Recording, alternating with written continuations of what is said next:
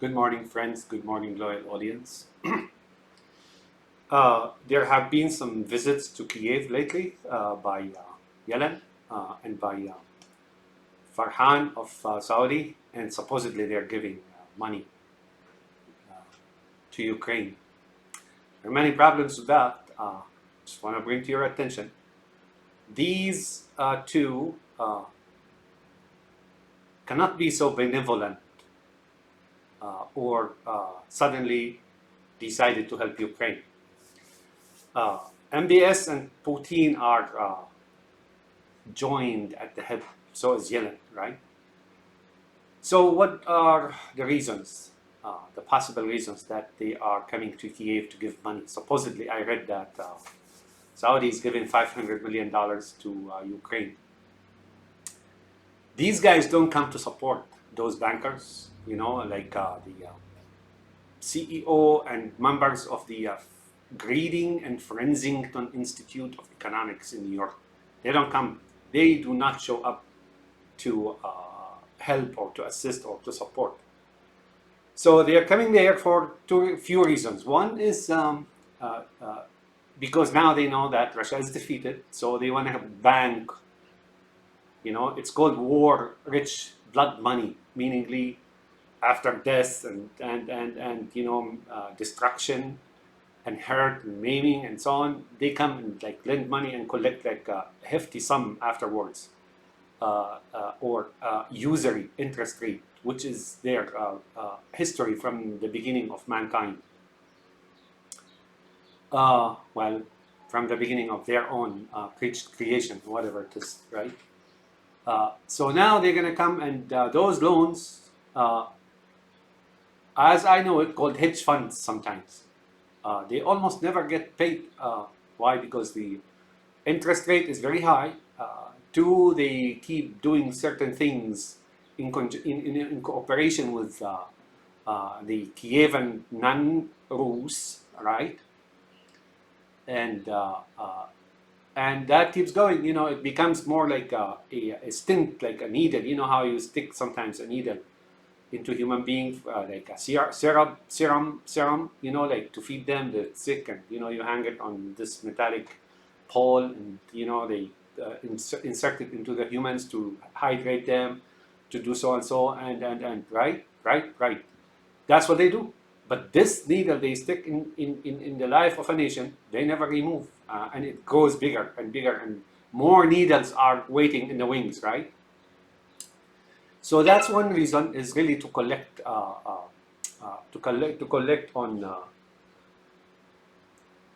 the plight and misery of the Ukrainians, right? The victorious Ukrainians. So Ukrainians fought this war to save their country, but there are those sitting in the back end now coming to collect, right? There are many other reasons. One is we know MBS and Putin are comrades, joined at the hip in Syria and in Chechnya and here and there, and in Africa and in Libya, and you name it, right? The question is, did Saudi just shift position because now they know Russia is basically destroyed? Uh, did they do that just now? Well, we don't know. But I wouldn't put it past them. What does that mean? That means Putin now lost, like, everybody is looking at him as a loser that nobody looks at or wants to deal with or support or be comrade with or call for help or anything else. Basically, they know that Russia become nothing now.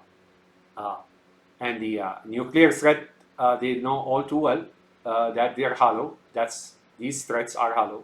So now it's time to abandon him, right? Abandon Putin and deal with the new realities on the ground.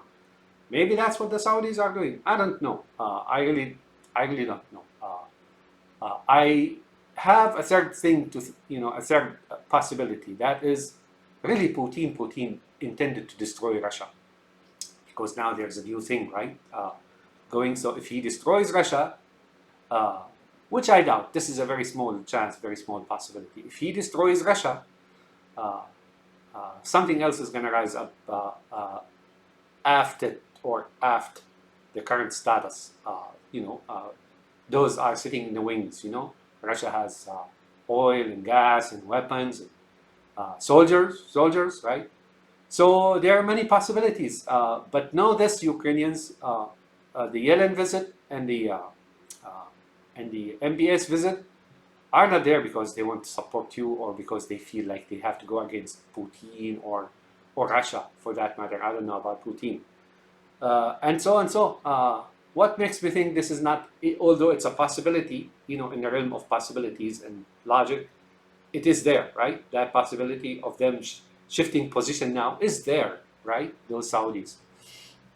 I wouldn't think so because they're still dealing and wheeling on Syria. If Putin felt that he's being betrayed and so on, he will shift position in Syria. I don't think he can anyway. He's totally out now. That's what I'm thinking.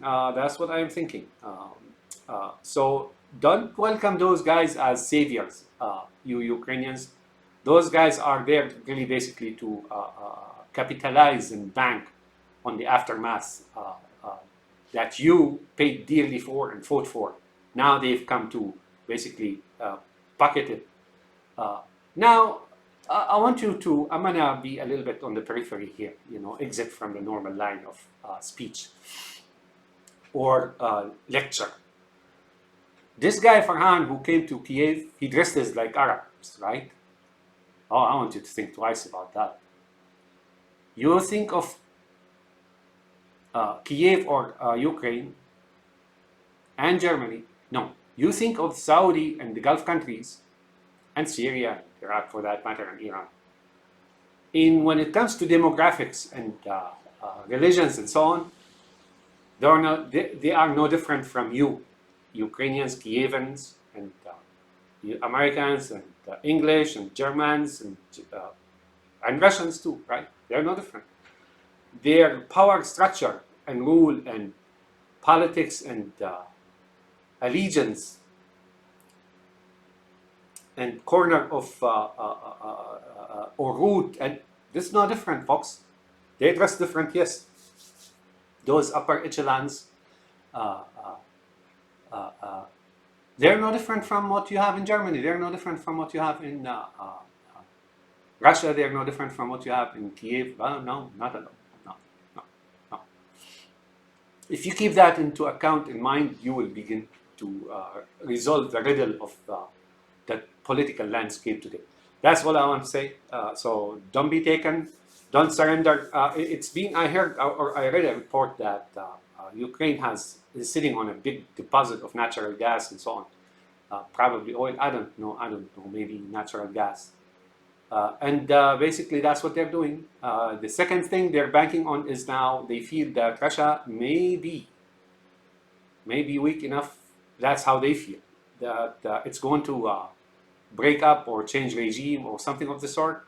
And now reparations is going to be paid to Ukraine. So they're going to capitalize and bank on it. So these reparations, they're making sure it doesn't go to Ukraine. So if this guy, Faisal bin Farhan, came and say loaned you $500 million, he will try to reap it as like 30 billion or 50 billion or something like that. Because you, Ukrainian citizen or German or whoever you are, you do not know the details of the wheeling and dealing behind the curtains, right? That he came and talked with the Zelenskys of Kiev and those Kievan non-Rus and so on. You don't know, right? Am I wrong about all this? Well, let's say I hope I am wrong, but I don't think so. I think I know these the nature of these cannibals, right? Those who come behind the scene with their currency and cryptocurrency and crypto religion and whatnot, and they don't care. They look at you. Look what happened after World War II. Whoever banked on, the European theater and capitalized on the misery of people after what? Because 60 million innocent people were murdered in Europe. Conservative number, that is, right? The number has it between like the Soviet Union, real numbers, and Europe, including the Middle East. Something like no less than 200 million. Even that is a conservative number. So Kievan and And Ukrainians, don't be deceived. And Germans, you have no idea the game that is going on, folks. And World War II is being fought against you now, and you're being prevented from defending yourself. Is it possible that Putin is trying to destroy Russia? I find it hard to believe, but that's also a possibility in the realm of possibilities. Yes, sir. Yes, ma'am. That's you can always count on that. Uh, I don't know. I mean, either way, ain't gonna work. Either way, ain't gonna work. All right. I hope you wake up to the facts and to the realities. And here's what I will do. If I realize someone is gonna lay claim to my property and rights and whatever it is, I will make myself useless, basically. That's it. I learned this from Russians. When they failed under Soviet rule for so long, they became just live day to day. Why? Because they're not. Our unconscious realizes what's going on, and sometimes it does that without thinking. Like it turns us into these useless, human beings. Why? Because it doesn't want to be used by other evil entities, zombies, and so on. The bankers, and the hedge fund managers, those super billionaires, and so on, that have been funded by the U.S. government for nothing, really, for decades now. How do you become super billionaire? Really? I mean, I see companies like that manufacture aircrafts, that produce oil, that has are retail giants, and blah blah blah blah blah. How do you become a retail giant anyway, right? Not one of those make money. Even individuals, super billionaire individual. How do you become that, right? Right. I mean, that's the analogy I was trying to make. Like, how do you become like that, right? It turns out that there is a huge or a colossal operation of thieving the world of its wealth or living, for that matter, for decades now, and the economies are collapsing. A lot of people are out of work. Why? Not because they don't have the skill set, or not because there are no jobs. There's just no money around anymore. And if any money comes, right, by whatever means, it is given to the Musk and to Bezos and to super billionaires here and there, and the whole masses are sitting around watching, doing nothing, right? That cannot continue, folks. I feel it.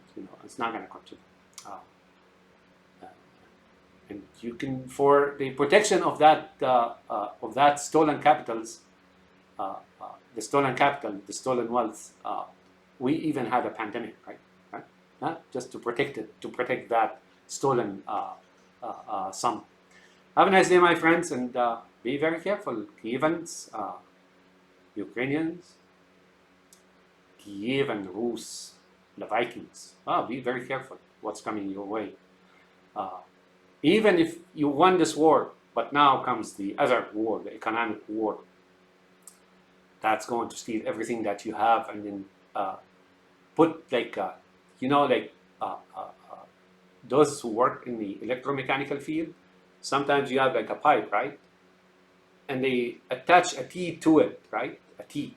So if the fluid is moving from one end to another, or in one direction, they always siphon off. Sometimes they call it weep hole, but these guys come to really make a U-turn on your income of natural resources or reparations or anything else. That's what these guys are there for. I don't know if Ukraine needs that $500 million. Maybe they do. But I would certainly not sacrifice my country if I was the leader of that country, simply because those Kiev and non-Rus favor the Yellens and favor the Yellens and the Faisal and the Ayatollahs and whoever it is. Right? Have a nice day, my friends, and be very careful.